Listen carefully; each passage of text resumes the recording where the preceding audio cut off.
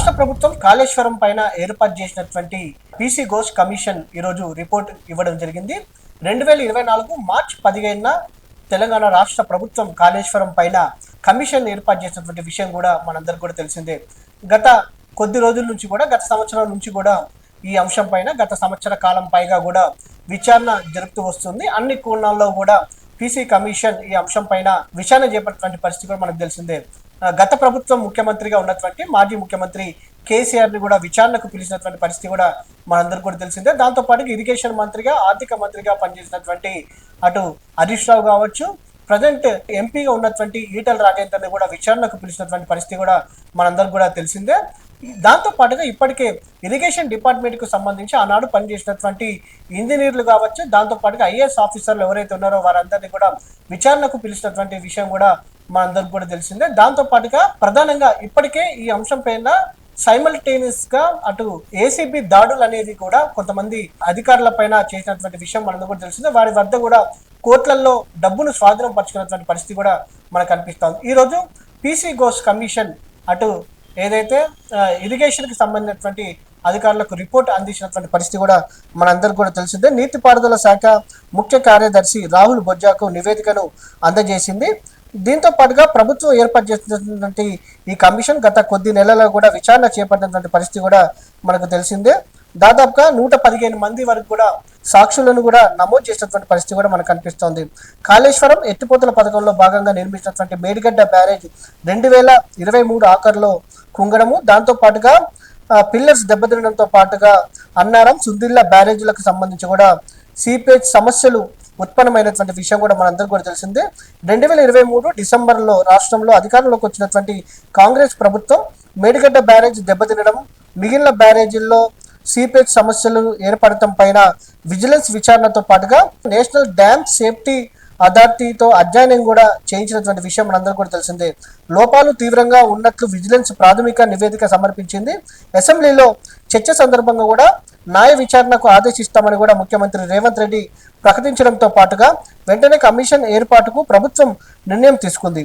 ఆనాడు ఏదైతే ప్రధానంగా సుప్రీంకోర్టు విశ్రాంత న్యాయమూర్తి, భారతదేశ మొదటి లోక్పాల్ గా 2019 నుంచి 2022 వరకు పనిచేసినటువంటి జస్టిస్ పీసీ ఘోష్ నేతృత్వంలో 2024 మార్చి 15న కమిషన్ ని ఏర్పాటు చేసినటువంటి విషయం కూడా మనందరూ కూడా తెలిసిందే. జూలై ఆఖరులోగా నివేదిక ఇవ్వాలని పేర్కొంది. అయితే కమిషన్ ఏర్పాటు ఉత్తర్వులు జస్టిస్ ఘోష్ కు ఏదైతే దీనికి సంబంధించి మే నెల నుంచి కార్యకలాపాలు ప్రారంభించారు. మేడిగడ్డ, అన్నారం, సుందిల్ల బ్యారేజీలకు ఏదైతే పరిశీలించడంతో పాటుగా ఎక్కువ మందిని విచారించాల్సిన అవసరం రావడంతో కూడా క్రాస్ ఎగ్జామినేషన్, విజిలెన్స్, ఎన్డీఎస్ఏ నివేదికల పరిశీలన ఇలా పలు కారణాలతో కమిషన్ గడువును ప్రభుత్వం పొడిగిస్తూ వచ్చింది. ప్రజెంట్ ఈ రోజున అటు పీసీ ఘోష్ కమిషన్ నివేదికను ఏదైతే పూర్తి స్థాయిలో గత సంవత్సరం కాలం పాటు చేసినటువంటి విచారణ కావచ్చు, దాంతో పాటుగా 115 మంది సాక్షులను కూడా ఏదైతే పొందుపరుస్తూ మొత్తం మీద ఈరోజు నివేదిక ఇవ్వడం జరిగింది. ప్రభుత్వం దీనిపైన అసెంబ్లీలో చర్చ చేస్తుందా, లేకపోతే మరింత విచారణకు ఏమైనా ఆదేశించే అవకాశం ఉందా అనే అంశాన్ని కూడా చాలా ఆసక్తిగా నెలకొన్నటువంటి పరిస్థితి కూడా మనకు కనిపిస్తోంది. మొత్తం మీద కాళేశ్వరం కమిషన్ రిపోర్ట్ మాత్రం ఒక పెద్ద దుమారం రేగెత్తే అవకాశం మాత్రం మనకు కనిపిస్తూ ఉంది.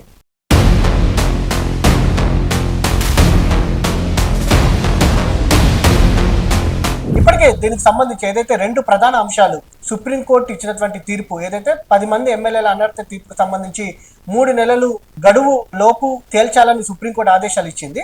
మరోపక్క కాళేశ్వరం కమిషన్ కు సంబంధించినటువంటి 2 కీలక కమిషన్ ఏదైతే రిపోర్ట్ జారీ చేయడం, ఈ 2 అంశాలు కూడా చాలా కీలకమైనటువంటి. కొద్దిసేపటి క్రితమే ఈ అంశాలన్నిటిపైన కూడా చర్చించడానికి మాజీ ముఖ్యమంత్రి కేసీఆర్ ను బీఆర్ఎస్ పార్టీ ఎమ్మెల్యే మాజీ మంత్రి హరీష్ రావు అటు ఎర్రవల్లి ఫామ్ హౌస్ లో భేటీ అయినటువంటి పరిస్థితి కూడా మనకు కనిపిస్తోంది. ఈ 2 అంశాలపైన కూడా చర్చిస్తున్నటువంటి పరిస్థితి కూడా మనకు కనిపిస్తోంది.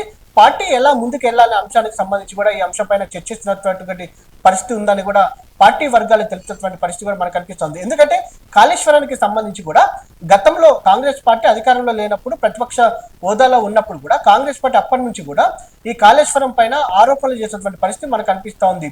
ప్రజెంట్ ఏదైతే అధికారం కోల్పోయిన తర్వాత బీఆర్ఎస్ పార్టీ అధికారంలోకి వచ్చినటువంటి కాంగ్రెస్ పార్టీ దీనిపైన విచారణ చేపట్టడం అనే అంశానికి సంబంధించి కూడా గత సంవత్సరం కాలంగా విచారణ జరుగుతుంది. ప్రజెంట్ ఇదే అంశం పైన బీఆర్ఎస్ పార్టీ అధినేత కేసీఆర్ తో మాజీ మంత్రి హరీష్ రావు భేటీ అయినటువంటి పరిస్థితి మనకు కనిపిస్తోంది. ఈ రెండు అంశాలు, అటు పార్టీ మారినటువంటి ఎమ్మెల్యేల అంశాలు, సుప్రీంకోర్టు తీర్పుకి సంబంధించినటువంటి అంశం కావచ్చు, దాంతో పాటుగా కాళేశ్వరం సంబంధించి పీసీ ఘోష్ రిపోర్ట్ పైన విచారణ జరుగుతుంది.